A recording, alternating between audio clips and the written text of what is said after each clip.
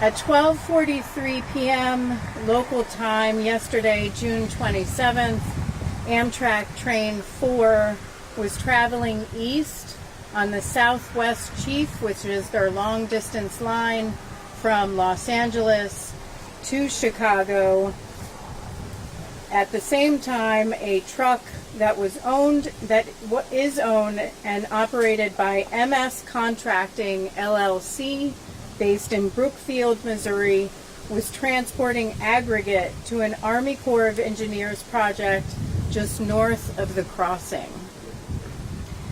The truck traversed the crossing and came into the path of Amtrak Train 4.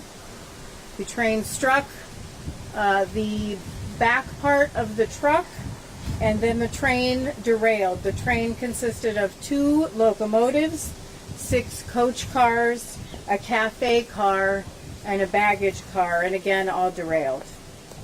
This is our first full day on scene, so we are gathering a lot of information at this time, and I'm going to give you an idea of some of that information. First of all, we're downloading the event recorder.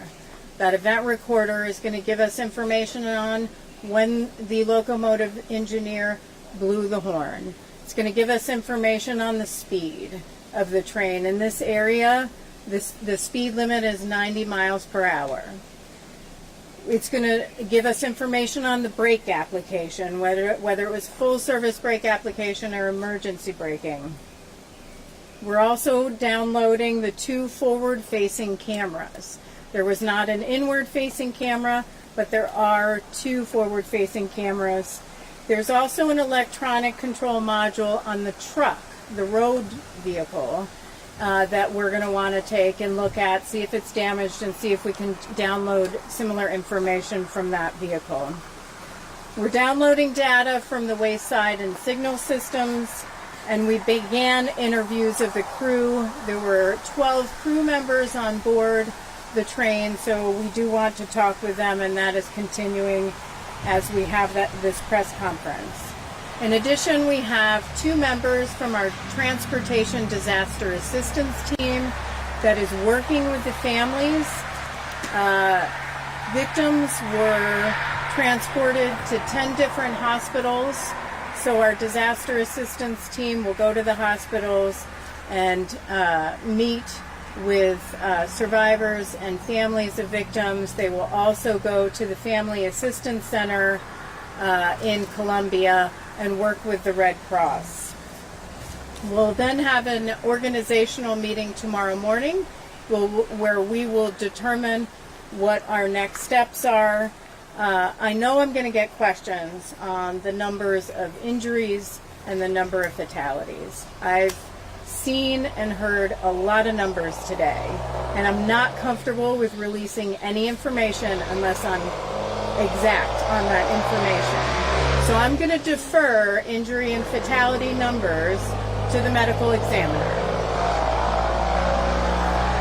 I do want to take a moment and thank our safety partners and those who are working with us on this investigation. And those include BNSF Railway, Amtrak, the Federal Railroad Administration, the Missouri Department of Transportation, who I've spoke to today. Patrick McKenna was on scene.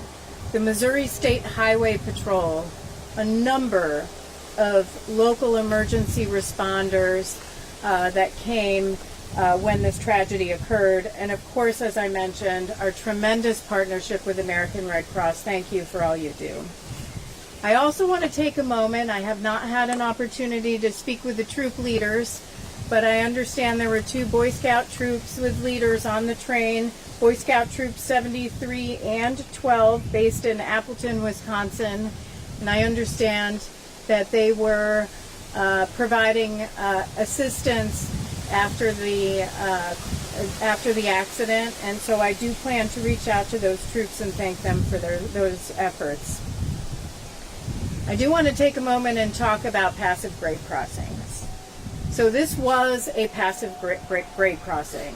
There are active crossings and passive crossings. What makes this a passive crossing is there was a stop sign and crossbucks. There were no arms there were no warning lights, there were no bells. Those are active crossings. In the United States, there are about 130,000 passive crossings. About 50% of crossings in the U.S. In Missouri, there are 3,500 passive crossings. It's about half of their crossings as well. 53% of grade crossing incidents in Missouri occur at passive crossings. And so the NTSB has issued recommendations for a number of years on either closing crossings, consolidating crossings, separating grade crossings, and making grade crossings that are not separated or consolidated active crossings so that there are gates, bells, whistles to provide warning to drivers that approach crossings. In addition, we have recommended since 1998, in 1998 we did a study on passive grade crossings and technology, and we made recommendations on technology in roadway vehicles that could alert drivers of the presence of a train on approach to a grade crossing. We still don't see action on that. It's been 24 years, and that recommendation is still as important today as it was in 1998. Lives could be saved. And so with that, I'm going to take some questions. I do want folks, if you have a question, to raise your hand. I'll call on you. Please state your name and your affiliation. One question. If I have to come around for more rounds, I will do that. Malik Jackson with Fox 4 News in Kansas City.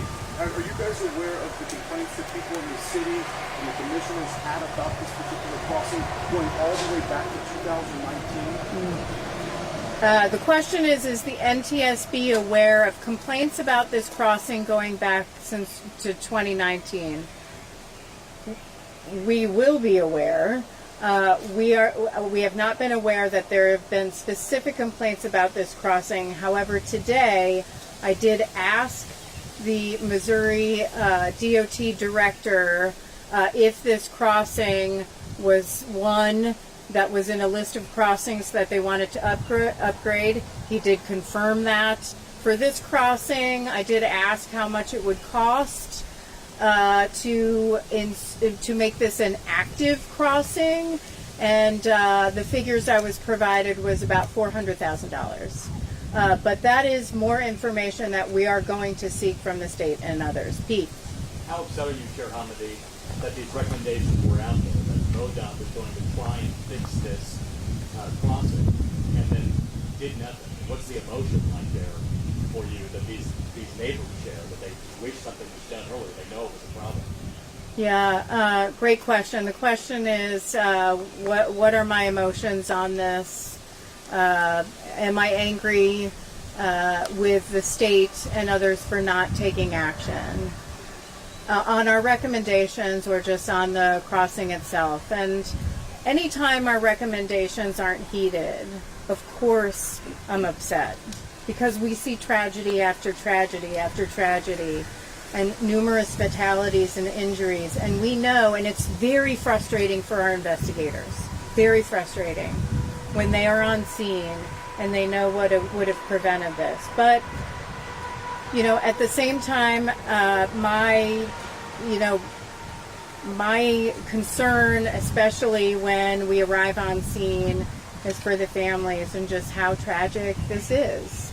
I mean, I love travel by train. I love to ride Amtrak.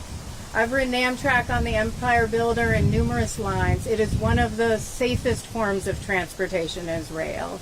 And so it is so sad when a life is lost as a result of traveling a way that you love.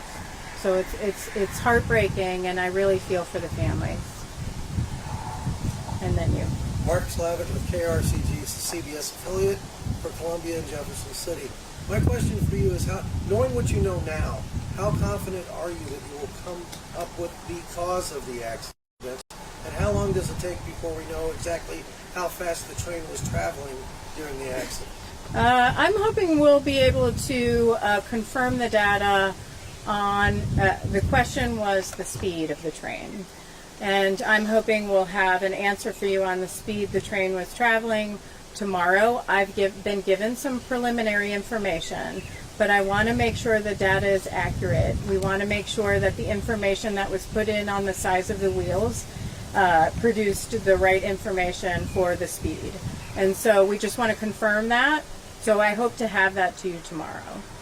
And I'm sorry, what was the other question? How confident are you how confident are you that you will come up with the cause of this accident? Very confident. How confident am I on the cause of the accident? But, you know, when we look at the cause, we don't just look at the immediate contributing or causal factor, which in this case was a truck that went into the path of an Amtrak train. Right? A train can take up to a mile to stop. It's very difficult. And so what do you do in a situation where a vehicle goes right in front of a train as it's moving? I mean, the locomotive engineer reacted. And so, but there are other contributing factors in any accident that we will look at, including lack of vehicle technology, lack of grade crossing infrastructure, and other things that could prevent a future incident from occurring. Chariton, please. We talked about the speed of the train and also prevention, and we're talking about hundreds of thousands of these uncontrolled crossings. We all know Amtrak travels a great deal faster than the freight trains. Now, these trains, as fast as they go, they don't have seatbelts for the passengers. Is that something that the NTSB is going to look into?